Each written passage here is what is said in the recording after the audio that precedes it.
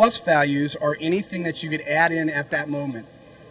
You have flat, calm, clear water, nothing's going on. You might have a 5 for a point value. You have 0 for plus.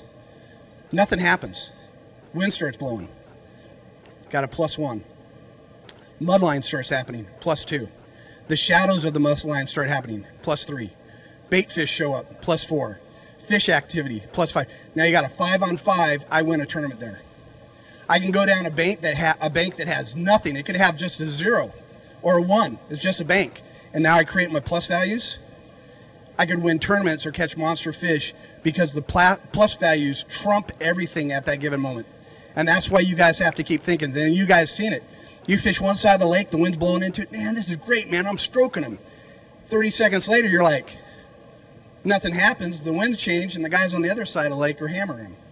And this whole thing with the tide, you know, the shadows, this is shadow tide. I got to give credit to this guy years ago because he taught me. We went out and fished the delta, and he goes, Bill, here's how it works.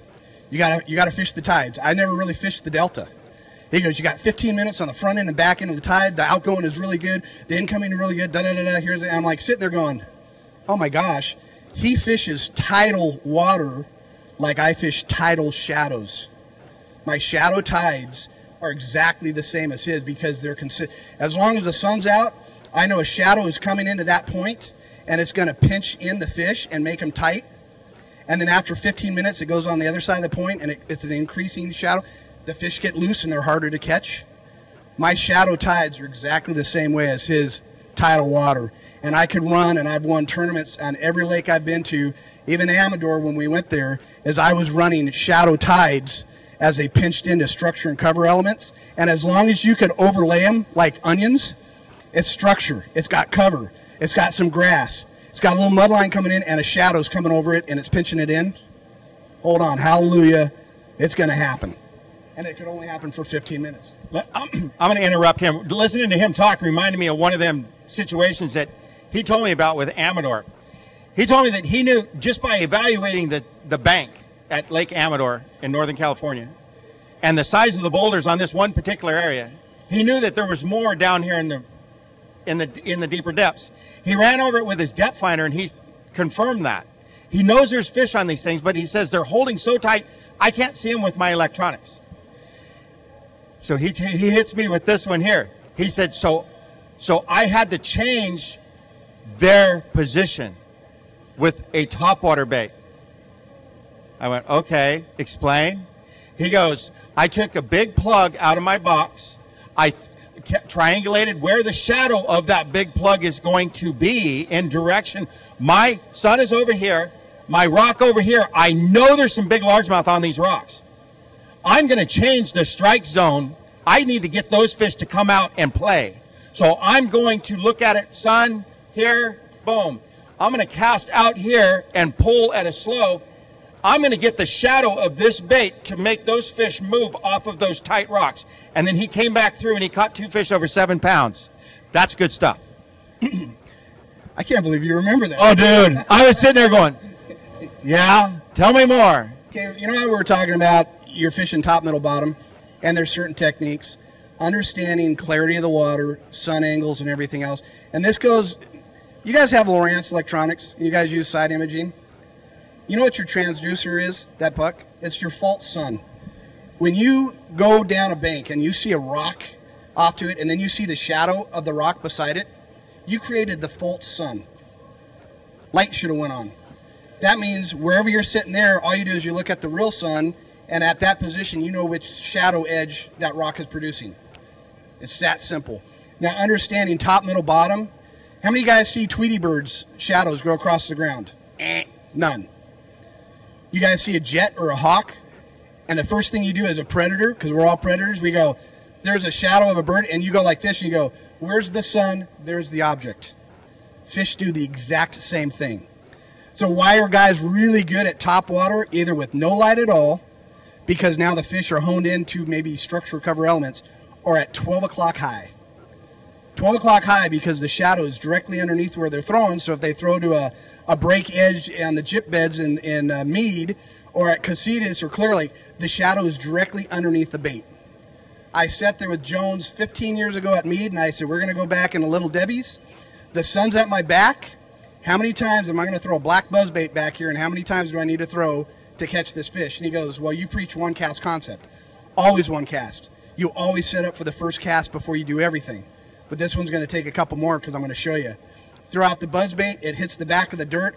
Tick, tick, tick, tick, tick, comes out. I said, you see the buzzbait? Now look 20 feet down. 20 feet down the water, in Mead, you can see it. Here comes the shadow of the black buzzbait going like this across the bottom. 35 feet behind my lure. 2-pound bass comes out, eats the shadow. Goes back underneath the rock. I throw the second time, does the same thing. The third time, the bass is sitting there. It sees the bait fly in the air, runs up and eats it off the bank. We watch the whole thing. We turn around, we go over to the gyps. The sun's reversed. Okay, Mike, how many times? He goes, well, he goes, the sun's in your face, so the shadow will be in front of your lure. Once? One time, baby. Threw it out, brought it, and you can see the buzzbait black. Why it works so good, it creates a better shadow. Tick, tick, tick, across the bottom. Boom. You don't see the fish, you just see a big plume of dirt. I go, just ate it, watch. And all of a sudden you see a black line come up, smokes it, catch a 3-pounder on one cast. But it ate my bait twice. Light should have went on. You want to pull fish up at a greater distance? You throw a 12-inch bait. Can you fish a lure in the top, middle, bottom of the water column in one cast? If you know how to use it, I could fish the top of the water column in 10 to 20 with the big bait. There's a tree down there that tops off at 20 foot. I could be over 70 foot of water. Trees at 20 foot of water. If I angle the sun right, I can get that shadow of that lure crossing the tip of that tree. You'll have fish trying to eat that lure shadow off that tree. And then once it breaks the tree line, the shadow will continue down there off the break of the edge. That's what Bobby's talking about, is there's times where I have to reposition fish to get them in a position to come back and eat where they want to eat. I got to find them first. I got to trick them. And then all of a sudden, and you'll see this in the video, there's a thing called repositioning bass. I repositioned. You could pull fish out in an area that you don't want to spook. Multiple hits, take 30 seconds, get back into a pocket, sit shallow, fish uphill into a funnel. And on the video, I show the one, but I caught 8 8-pounders in a row at Clear Lake on a trout lure. There's no trout at Clear Lake in a row. By repositioning the fish I just repositioned. So this is the stuff that, like I said, should really turn on the light bulb, that there's a lot more going on out there. And think as predators. I mean, really, you want the fish to come and eat out of your hand. You're not shooting a deer. You're sitting there. You're like a mouse trap. What does mice do? They run edges. You just see them in open water? Nah, they run the side of your heel. Those are all funnels. How do you catch a mouse? You put that trap right in the right area. Difference with that trap, now that trap is you. You're the bait. You're the cheese. You want that mouse to come in that area, sit there in the corner, and eat until it gets clobbered by the hook set. You want them to see the shadow before they see the bait? Not necessarily. What I'm saying is you have to be an open up mind. For every action, there's a reaction. For everything that you do in the water, something happens. So if you can position yourself with the first cast and make the bass think it's doing what it wants to do, you're creating that illusion of realism. You want that bass to eat that bait against the area, his dinner plate, where he eats all the time. Sometimes you can't be in that position. Other things happen. So you could adjust things. You fish a tournament, you throw a big swim bait out, and a guy's fishing off a point, and I'll watch this, and you'll see the guy swing twice. And this is like when Troy and I was fishing some of the tournaments, and I go, they just had a big fish hit them. And they sit there, and you watch them throw 20 more times up on the bank and back out. What happened? Fish is under their boats. I go, watch this. They tool off. I go, anybody looking? Nope. We go in the 3 inches of water. We throw out where his boat was, bring it uphill. In 4 feet of water, we catch an 8-pounder, win the tournament. And then we get the heck out of there. Because we don't want these guys to think that they're setting the fish up for us to win. Okay? So everything that you do happens. If you're fishing a tournament and you're throwing to the bank and it's clear and there's a shadow under the boat, your partner better be drop shotting. And if the sun's right here and your boat's here and that shadow's there, you better have a guy drop shot in the back, because smallies are going to be there in pyramid.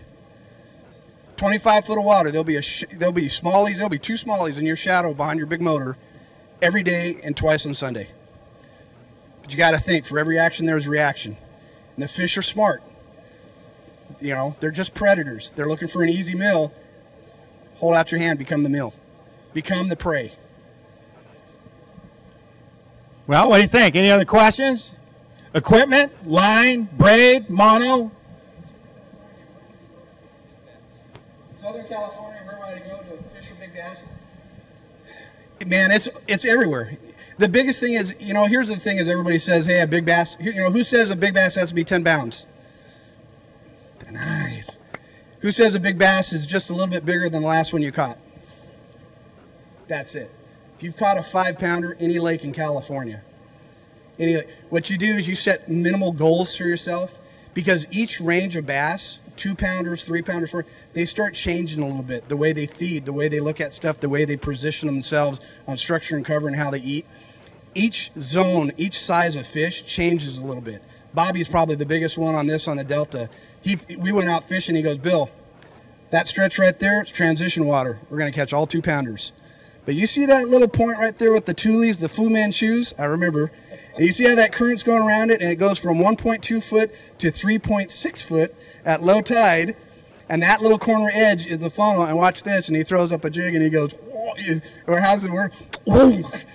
And he's on. So find out the goal that you want. Now, if you're looking for, you know, are you looking for 10-pound fish? Any lake can produce them if you fish the right techniques at a given time. And I'll preach this. It's a one-cast concept. Do you have to throw a big bait to catch a big fish? I've caught just as many fish, 17, 18-pounders on a floating fly, a lot of them on a little teeny crappie jig, than I have a big bait. Is your odds better throwing big baits? Absolutely. The percentages skyrocket. Do you catch them all the time? No. You got to know when to pick it up. And the biggest thing is if you go to the right areas. I break down a lake in 5-point systems. Points, creek channels, humps, ridges, and flats.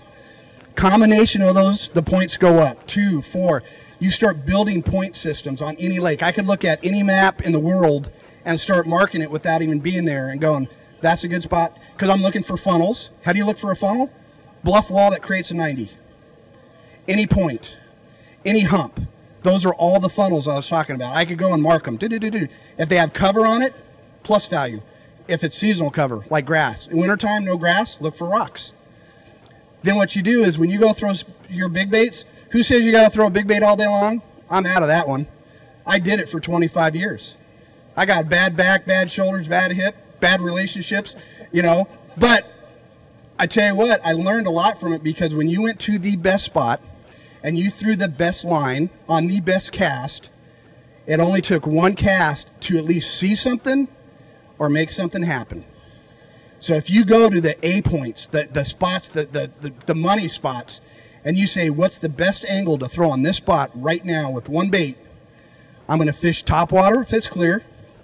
If I fish top water and I look at my graph in 15, 20 foot, I see 2 arches come underneath my graph 12 seconds after I bring my lure in, because I'm looking, I'm thinking, okay, they're mid-depth. My second cast is going to be with an Optimum or a Huddleston or a slow-sinking BBZ. And I'll fish that zone because they just gave themselves away. But now I have to position myself to bring those fish into a funnel. I got to understand how that structure lays out underneath me, or that cover, to give myself the best shot. If I go to the best shots and I fish 1 or 2 casts, I see 0, guess what? I put that bad boy down, the big bait, and I'll pick up something else.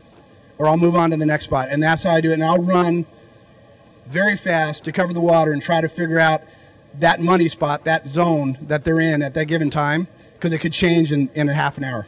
Or tidal water, the shadows could be gone, and I have to change my whole approach and fish shadows in the dark. I might have to fish shadows.